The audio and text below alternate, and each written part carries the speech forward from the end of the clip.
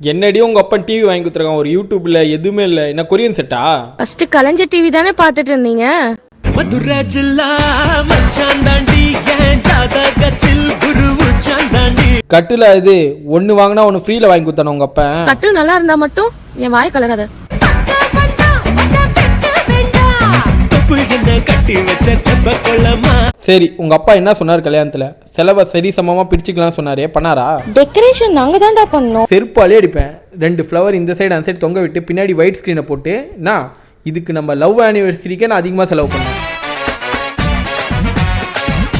இதுல வேற யாருக்கும் சிக்கன் பீஸ் எல்லாம் சண்டை வேற. குரூப்ல அசிங்க பத்துறாங்க என் ஃப்ரெண்ட்ஸ் எல்லாம். என்ன இப்ப சைட் டிஷ்க்கு காசு தரேன்னு எல்லாத்தையும் அவனுங்க தான் எடுத்துட்டு போறானுங்க.